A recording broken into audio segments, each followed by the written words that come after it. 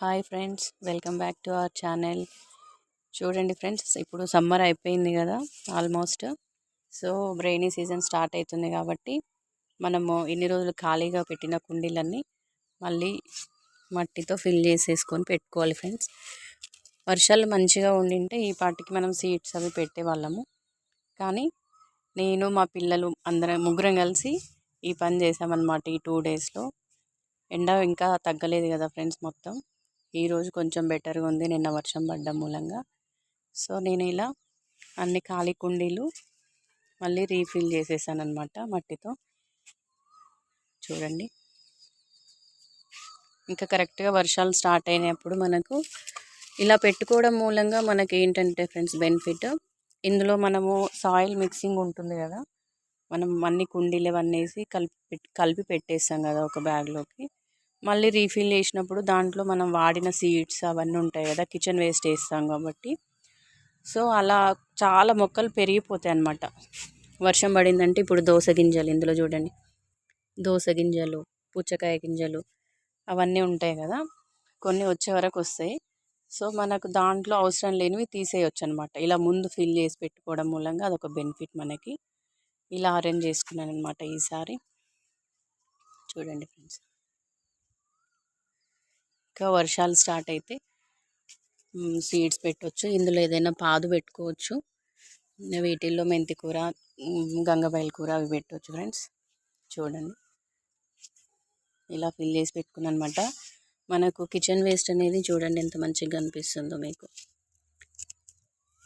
Kitchen waste వేసి నేను బ్యాగ్లోకి fill చేశాను అనమాట. ఇలా అన్ని 4-5 బ్యాగ్స్ అయ్యాయి ఫ్రెండ్స్. అందులో ఫిల్ చేసేసి ఇప్పుడు మళ్ళీ దాన్ని నేను రీయూజ్ చేసుకుంటున్నాను అనమాట. ఆ మట్టిలోనే మనం, ఇది రీయూజ్డ్ మట్టి అనమాట, ఆల్రెడీ యూజ్ చేసిన మట్టి. దాన్ని మనం కిచెన్ వేస్ట్ అది కలిపి మళ్ళీ యూజ్ చేసుకుంటున్నాం అనమాట. సో మనకి ఈ రకంగా యూజ్ అవుతుంది. ఒకసారి చూడండి మన గార్డెన్.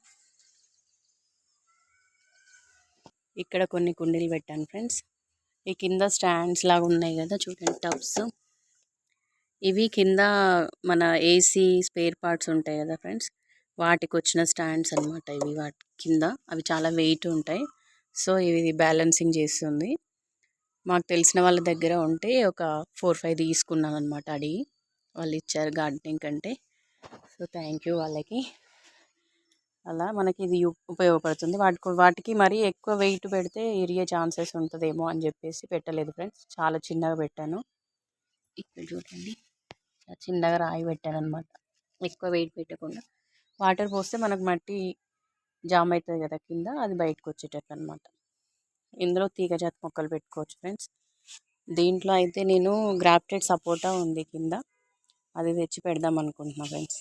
సో మీరు కూడా ఇలా రెడీ చేసి పెట్టేసుకోండి, హ్యాపీగా గార్డెనింగ్ చేసేయచ్చు. వర్షాలు స్టార్ట్ అయిన తర్వాత సీడ్లింగ్ చేస్తే సరిపోతుంది ఫ్రెండ్స్. మనకు ఒక ఐడియా కూడా వస్తుంది, ఇలా ఫిల్ చేసి పెట్టుకుంటే కంగారుగా కాకుండా ఏ పాట్లో ఏ సీడ్స్ పెడితే బాగుంటుంది అనేది కొంచెం ఆలోచించుకొని పెట్టగలుగుతాం అన్నమాట. గార్డెనింగ్ అంతా ఈజీ అయితే కాదు ఫ్రెండ్స్, కొంచెం ప్లానింగ్తో చేయాల్సిందే. చూడండి, వర్షం పడింది, ఇంత చెత్తగా తయారైందనమాట. ఇదంతా క్లీన్ చేసుకోవాలి ఇంకా. ఓకేనా ఫ్రెండ్స్. మనకి ఇక్కడ చిన్న మల్బరీస్ వచ్చాయి చిన్న చెట్టుకి. చూడండి,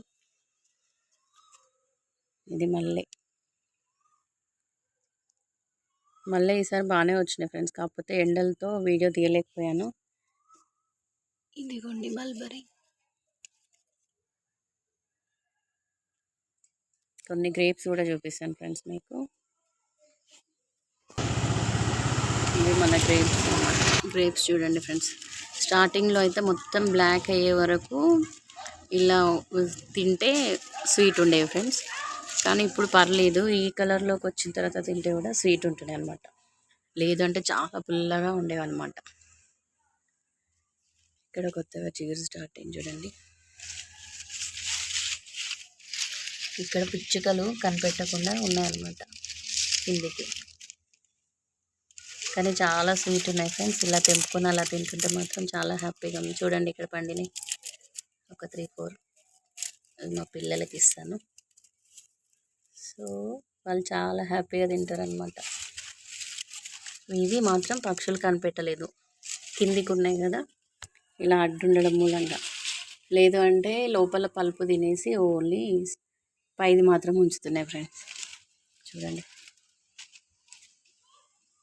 కానీ చాలా హ్యాపీగా ఉంది. అది ఒక్కటి వచ్చినా సరే, కానీ మనం పండించుకొని తింటే ఆర్గానిక్గా ఫీలే వేరు అసలు.